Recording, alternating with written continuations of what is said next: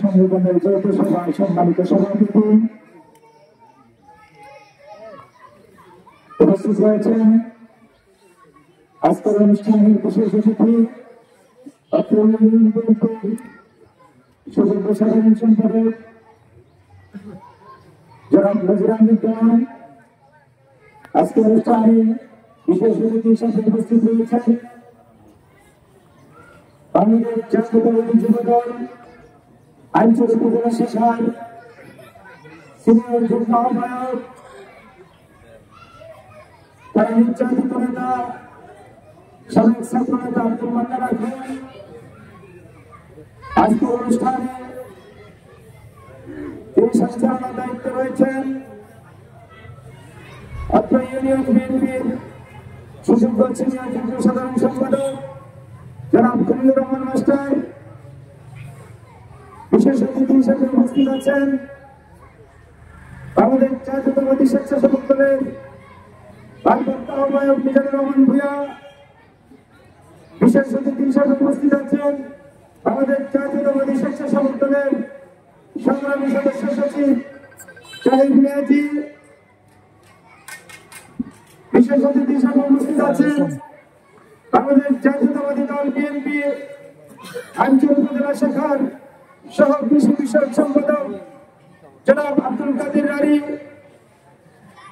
আমাদের বিশেষ অতিথি হিসেবে মঞ্চভূমিষ্ঠ রয়েছেন বাংলাদেশ জাতীয়তাবাদী শ্রমিক দলের বিপ্লবী সাধারণ সম্পাদক শফিউদ্দিন সমন্বয়কারী। মঞ্চভূমিষ্ঠ রয়েছেন অত্র ইউনিয়ন বিএনপির সুযোগ্য সাংগঠনিক সম্পাদক মোহাম্মদ কবির ভূঁইয়া। আমাদের মাঝে উপস্থিত রয়েছেন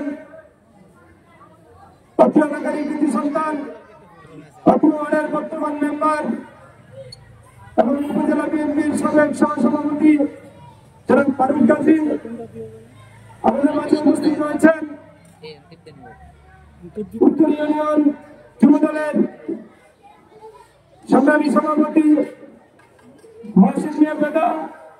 আমাদের মাঝে উপস্থিত রয়েছেন জাতীয়তাবাদী মৎস্য দলের আঞ্চলিক উপজেলা শাখার সংগ্রামী সাংগঠনিক সম্পাদক জসিম মিয়াজি।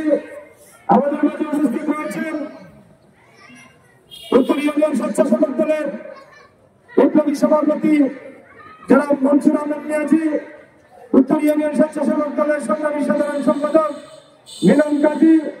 আমাদের মাঝে উপস্থিত রয়েছেন উত্তর ইউনিয়ন জাতীয়তাবাদী ছাত্র দলের বিপ্লবী সাধারণ সম্পাদক জনাব খলিলুর রহমান। আমাদের মাঝে উপস্থিত রয়েছেন আমাদের বিএনপি নেতা বাবলু ভাই। আমাদের মাঝে উপস্থিত রয়েছেন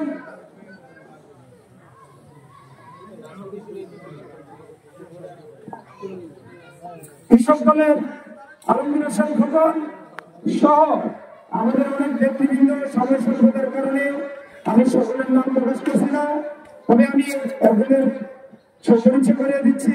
এখানে একজন শিক্ষক মানুষ পিছনে বসে আছেন, আপনি সামনে বসবেন। উনি মজিলপুর ওয়ার্ড বিএনপির সভাপতির দায়িত্ব পালন করছেন শাহজাহান মিয়া, মাওলানা মোহাম্মদ শাহজাহান মিয়াকে আমি পরিচয় করিয়ে দিচ্ছি। আমি এই পরিচয় করিয়ে দিচ্ছি। নান্য এখন সহসভাপতি থানা মৎস্য দল। আপনি আর যদি সদস্যদের পরিচয় হবে, উনি থানা মৎস্য দলের সহসভাপতি। ওরা আরো আমি পরিচয় করে দেওয়ার দরকার ছিল। ধন্যবাদ জানাচ্ছি। আমি মহিলা দলের আঞ্চলিক উপজেলা জাতীয়তাবাদী মহিলা দলের প্রতিষ্ঠাতা সাধারণ সম্পাদক জনাব নুরুল বেগমকে আমি উপজেলা বিএনপির পক্ষ থেকে ধন্যবাদ জানাচ্ছি। আমরা বক্তব্য বিভিন্ন কারণে দিতে না পারায় দুঃখ প্রকাশ করছি। আপনি মহিলা দল নিয়ে উপস্থিত রয়েছেন, আপনাকে ধন্যবাদ জানাচ্ছি। আজকে মহিলা দল নিয়ে উপস্থিত রয়েছেন, আপনাকে ধন্যবাদ জানাচ্ছি। উপস্থিত আমার সামনে যারা আজকে এলাকার কৃতি সন্তান, আমার ছিলামো, আমার শ্রদ্ধাভাজন মুরব্বিয়ানে গ্রাম এবং সাংবাদিক ভাই বোনেরা, সবাই আমার সংগ্রামী সালাম নেবেন। আসসালামু আলাইকুম। সংগ্রামী নেতৃবৃন্দ,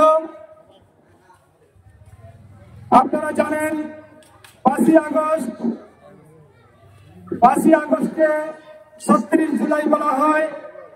এই 5ই আগস্ট আমাদের একটি বিজয় অর্জন হয়েছে। আর সেই বিজয়টি কি? সেই বিজয়টি হচ্ছে ফ্যাসিবাদের পতন হয়েছে। বাংলাদেশে প্রত্যেকটা ডিপার্টমেন্ট, প্রত্যেকটা অঞ্চল, প্রত্যেকটা সেক্টরে ফ্যাসিবাদ কায়েম করেছিল সদ্য পলায়িত দল বাংলাদেশ আওয়ামী লীগ। বাংলাদেশ আওয়ামী লীগ নামে একটি দল রয়েছিল। সেই দলকে আমরা বিভিন্ন কারণে ভালোবাসতাম, কিন্তু তারা যে জঘন্য, তারা যে একটা নিকৃষ্ট দল, তারা যে নিকৃষ্ট মনের মানুষ, তারা যে নিকৃষ্ট একটি দল সেটা প্রমাণ করেছে বিগত 17 বছর মানুষের অধিকার কেড়ে নিয়ে। কি অধিকার কেড়ে নিয়েছে? প্রথমত আপনাদের ভোটের অধিকার কেড়ে নিয়েছে। কি ঠিক বলছি? আপনারা কি ভোট কেন্দ্রে এসে নিজের ভোট নিজে দিতে পেরেছেন? পারেননি। আপনি ভোট দিতে এসে দেখেন আপনার ভোটটি হয়ে গেছে। যারা ওই আওয়ামী ছাত্রলীগ, আওয়ামী যুবলীগ, আওয়ামী গুন্ডা লীগ, আওয়ামী সন্ত্রাসী লীগ যারা কেন্দ্রে দায়িত্বে ছিল, তারা বলছে আপনি কেন এসেছেন? আপনি বলেছেন আমি আমার ভোট দিতে এসেছি। উনি আপনারা বললো যে আপনার ভোট হয়ে গেছে, আপনি বাড়িতে চলে যান। এই কথাটা কি সত্য না মিথ্যা? সত্য। তাহলে তারা কিসের আওয়ামী লীগ? তারা কিসের মানুষ? তারা কিসের দল? তারা কোনো ভালো মানুষ হতে পারে না, তারা কোনো ভালো দল হতে পারে না। তারা হচ্ছে ফ্যাসিবাদ, তারা হচ্ছে জুলুমবাজ, তারা হচ্ছে সেই বাকশালী। 1974 সালে শেখ মুজিবুর রহমান যে বাকশাল কায়েম করেছিল, সেই বাকশালী হচ্ছে তারা। হে বন্ধুরা আমার, শুধু ভোটার অধিকার কেড়ে নেয়নি, আপনাদের কথা বলার অধিকার কেড়ে নিয়েছে। দোকানের কাছে আপনি চা খেতে গিয়েছিলেন, 4-5 জন যখন একসাথে জিয়াউর রহমানের কথা বলেছেন, তারেক রহমানের কথা বলেছেন, দেশনেত্রী বেগম খালেদা জিয়ার কথা বলেছেন, ধানের শীষের কথা বলেছেন, তখন আপনাদেরকে পুলিশ দিয়ে ধরে নিয়ে গেছে। কথা সঠিক? যদিও আপনাদের এলাকায় এরকম না হয়, আমার পাশের এলাকায় হয়েছে, আমার প্রতিবেশী থানায় হয়েছে, আমার প্রতিবেশী জেলায় হয়েছে, আমার প্রতিবেশী বিভাগে হয়েছে। আপনারা পত্র পত্রিকায় টেলিভিশনে দেখেছেন, একসাথে 4 জন লোক বসে কথা বলতে পারেনি। বলেছে কি ওনারা জঙ্গি, ওনারা নাশকতার মিটিং করছে। 4 জন লোক একসাথে বসা যায় না, এরকম পরিবেশ হয়েছিল কিনা? এরকম কারা করেছে? এই যে পালিয়ে যাওয়া হাসিনা লীগ, পালিয়ে যাওয়া হাসিনা লীগের পেটুয়া বাহিনী, ওই পুলিশ যারা আমাদের বিভিন্ন ভাবে নির্যাতন নিপীড়ন করেছে, আপনাদেরকে মামলা হামলা দিয়ে নির্যাতন করেছে, আপনাদের জমি লুটে নিয়েছে, আপনাদের মা বোনের ইজ্জত নষ্ট করেছে। তারা কারা? তারা হচ্ছে সেই বাকশালী দল, সেই শেখ মুজিবুর রহমানের দল আওয়ামী লীগ। তারা হচ্ছে এদেশের নিকৃষ্ট এবং সবচেয়ে জঘন্য একটি দলের লোক। তারা হচ্ছে হাসিনা লীগ, সেই আওয়ামী লীগের লোক। আপনারা কিছুদিন আগেও দেখেছেন আমাদের অঞ্চলে বিগত দিনের রাজনীতিতে একটি সহ অবস্থান তৈরি হয়েছিল। আওয়ামী লীগের সাথে বিএনপির আত্মীয়তা, বিএনপির সাথে আওয়ামী লীগের আত্মীয়তা, এবং একে অপরের সাথে সালাম বিনিময়, একে অপরের সাথে শ্রদ্ধা বিনিময়, এগুলি ছিল। এখন এগুলি নষ্ট করেছে কারা? কারা নষ্ট করেছে? আওয়ামী লীগ নষ্ট করেছে। আমাদের বিএনপি এবং গণতন্ত্রকামী মানুষ বিএনপি জামাত বলে তাদেরকে জঙ্গি বলে পুলিশকে ধরিয়ে দিয়েছে, তাদেরকে মামলায় আসামি করেছে, বিভিন্ন ভাবে নির্যাতন করেছে। এবং আপনার দোকানে বাকি খেয়ে তারা টাকা দেয় নাই, টাকা চেয়ে গেলে চোর পাথর মেরেছে, এরকম ঘটনা ঘটেছে, পত্র পত্রিকা এসেছে। কি বলেন, কথা সঠিক কিনা? তারা অনেক জুলুম করেছে আমাদের উপর, আপনাদের উপর অনেক নির্যাতন করেছে। আপনারা জানেন উপজেলা বিএনপির সংগ্রামী সাধারণ সম্পাদক বাদরুল ইসলাম শফিক, উনি আমাদের থানা বিএনপির সেক্রেটারি, উনি একটি স্কুলের প্রতিষ্ঠাতা, উনি একজন শিক্ষক বটে। ওনাকে কিভাবে রাস্তার উপরে জঘন্য ভাবে আলমী বাজারে চর পাথর মেরেছে আপনারা কি জানেন? তারা মেরেছে। ওই আওয়ামী লীগ গুন্ডা বাহিনী, আমি নাম প্রকাশ করে তাকে বরং হাইলাইট করতে চাই না, ওই আওয়ামী লীগের সন্ত্রাসীরা তার উপরে হামলা করেছে। আপনারা জানেন আমি কিন্তু এই বাড়ির সন্তান, যেই বাড়ির মাটিতে দাঁড়িয়ে কথা বলতেছি, আমি কিন্তু এই বাড়ির সন্তান, আপনাদেরই সন্তান। অর্থাৎ আমাদের হচ্ছে পুরান বাড়ি, এটা হচ্ছে আমাদের নতুন বাড়ি। আমি আপনাদেরকে ধরতে বলছি, আপনারা জানেন এই উত্তর ইউনিয়নের মাটিতে আমার উপরে কিভাবে আওয়ামী লীগ নির্যাতন করেছে। আওয়ামী ছাত্রলীগের গুন্ডারা, ওই নুরুশেদ বাহিনীর গুন্ডারা নির্বাচনের সময় আমাদের সাবেক এমপি, বিএনপির এমপি রাশেদা বেগম হীরা, আমাদের কেন্দ্রীয় জাতীয়তাবাদী প্রশিক্ষণ বিষয়ক সম্পাদক, উনি একজন সুনামধন্য ব্যক্তি এবং ওনার গায়ে কোনো স্পট নেই, উনি একজন ভালো নেত্রী। সেই নেত্রী যখন ভোট চাইতে আমাদের গ্রামে এসেছিল তখন তাকে নির্মম ভাবে তাকে নির্যাতন করেছিল, তাকে হেয় প্রতিপন্ন করে অপমানিত করেছিল। কারা করেছে? আওয়ামী লীগ করেছে। আর তার প্রতিবাদ করতে গিয়েই আমার উপর নির্মম ভাবে অত্যাচার করেছে, আমার 4টি দাঁত তারা ভেঙে দিয়েছে। আপনারা জানেন, আপনারা সাক্ষী ছিলেন সেদিন। আমার রক্ত মাখা মুখ নিয়ে আলগীবাজার হাসপাতালে গিয়েছিলাম। আলগীবাজার হাসপাতাল থেকে চাঁদপুরে নিয়েছিল, চাঁদপুর থেকে ঢাকা মেডিকেলে পাঠিয়েছিল। আপনাদের দোয়ায় মহান আল্লাহ পাক আমাকে এখনো জীবিত রেখেছেন। তাই মহান আল্লাহর দরবারে আজকের আওয়াজ থেকে আমি শুকরিয়া আদায় করছি, আলহামদুলিল্লাহ। সংগ্রামী নেতৃবৃন্দ, আপনারা শুনেছেন আমার এই পূর্ববর্তী বক্তা বলেছেন ওনার বাড়ি ঘর জ্বালিয়ে দিয়েছে। কারা জ্বালিয়েছে? বিএনপি। কারা জ্বালিয়েছে? সেই হায়নার দল, সেই সন্ত্রাসী দল আওয়ামী লীগ। ওনাদের বাড়ি ঘর জ্বালিয়ে দিয়েছে। শুধু জ্বালিয়ে দিয়েই ক্ষান্ত হয়নি, আরো কি করেছে শুনলে আপনার শরীরের পছন্দ হারিয়ে যাবে। অনেকেই জানেন, অনেকে হয়তো জানেন না। একটি শিশু বাচ্চা কোন থেকে কেড়ে নিয়ে পানিতে ফেলা হয়েছে, পানিতে ফেলে দিয়েছে। আপনারা কি জানেন? সেই শিশু সন্তানটি আল্লাহ পাক বাঁচিয়ে রেখেছেন। শিশু সন্তানটিকে পানিতে ভিক্ষা মেরে ফেলে দিয়েছে। তারা কি মানুষ? এটা আওয়ামী লীগকে আমরা মানুষ বলতে পারি? অনেক আওয়ামী লীগের ভাই আছে, কিছু কিছু আওয়ামী লীগের ভাই আছে ভালো মানুষ, কিন্তু তাদের দুষ্কৃতির কারণে আমরা তাদেরকেও ভালো মানুষ বলতে পারি না। দলের কারণে। কিসের কারণে? দলের কারণে।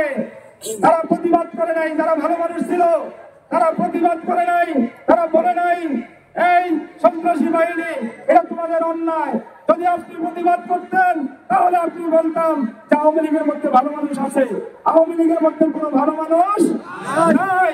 যারা চুপ করেছিল তারাও সম্মতি দিয়েছে। তাই আমরা আওয়ামী লীগের মানুষকে ভালো মানুষ হিসাবে আখ্যা দিতে পারি না। এই সংগ্রামী বন্ধুরা আমার, আপনারা জানেন আজকে এই দেশের মাটিতে শহীদ প্রেসিডেন্ট জিয়াউর রহমানের জন্ম না হলে এদেশের স্বাধীনতা আসতো না, এদেশের স্বাধীনতা ঘোষণা হতো না, এদেশের মুক্তিযুদ্ধ হতো না, এদেশের অধিকার ফিরে পেতেন না, এদেশের গণতন্ত্র ফিরে আসতো না। কিভাবে? শহীদ প্রেসিডেন্ট জিয়াউর রহমান। এই যে প্লিজ, এই যে আপনি একটু বসেন, এই যে আমাদের বক্তব্য শেষ, এই যে হ্যালো, আপনি একটু বসেন প্লিজ, প্লিজ। মিটিং চলাকালীন সময় একটু দৃষ্টি আকর্ষণ করছি সকলে। ধৈর্য ধরেন, 5টা মিনিটের মধ্যে আমরা আজকের প্রোগ্রামটি সমাপ্ত করেছি।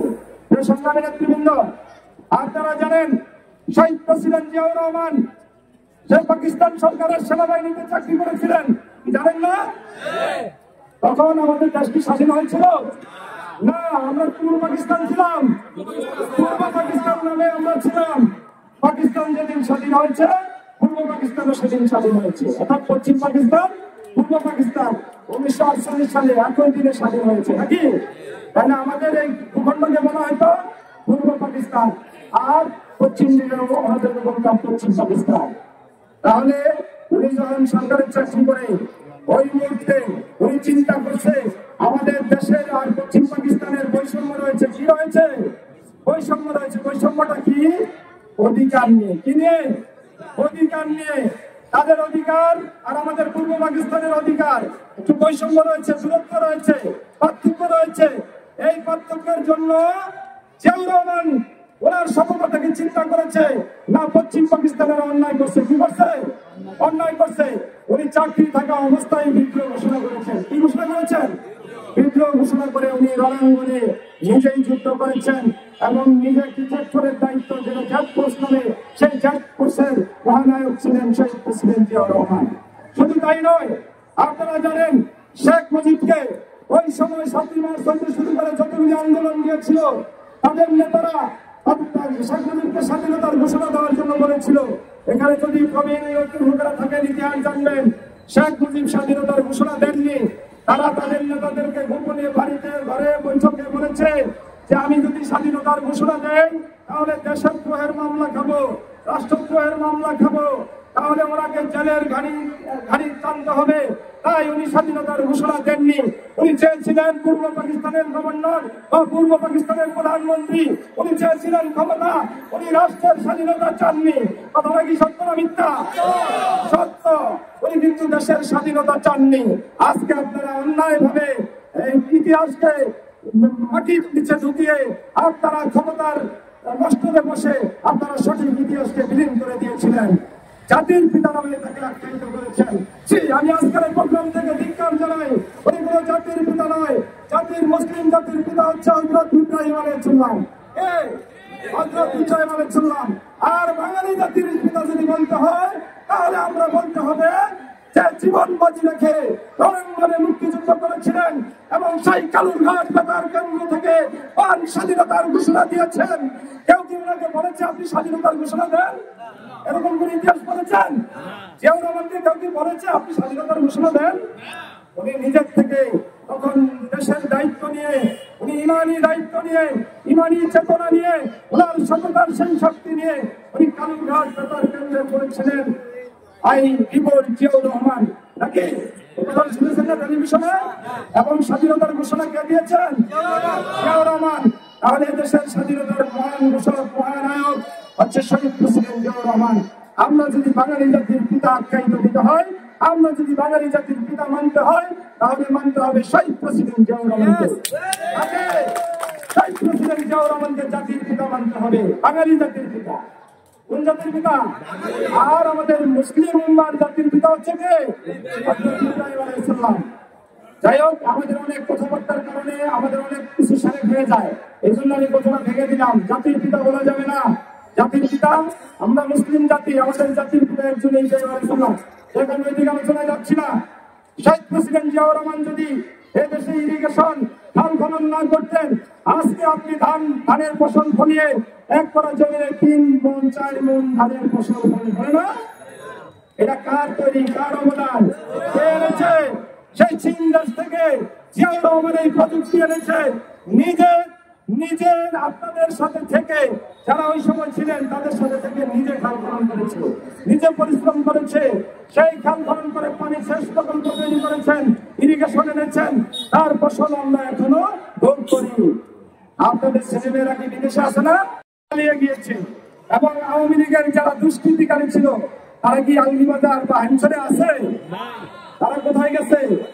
পালিয়ে গেছে। কেন পালাইছে? আমরা কি পালাইতে বলছিলাম? না, আমরা পালাতে বলি নাই। তারা অন্যায় করেছে, তারা পালিয়ে গেছে।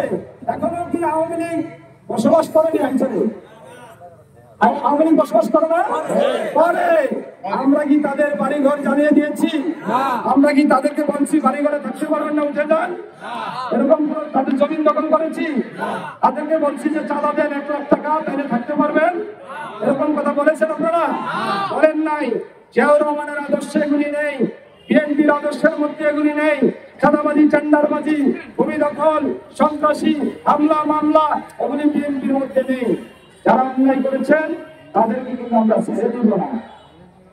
আমরা আপনাদেরকে বসবাস করতে দিয়েছি, তাদেরকেও বসবাস করতে দিব। কিন্তু তারা যে অন্যায় করেছে সে অন্যায়ের প্রায়শ্চিত্ত করা লাগবে না? লাগবে। আপনাদেরকে নির্যাতন করেছে, মামলা দিয়েছে অন্যায় ভাবে।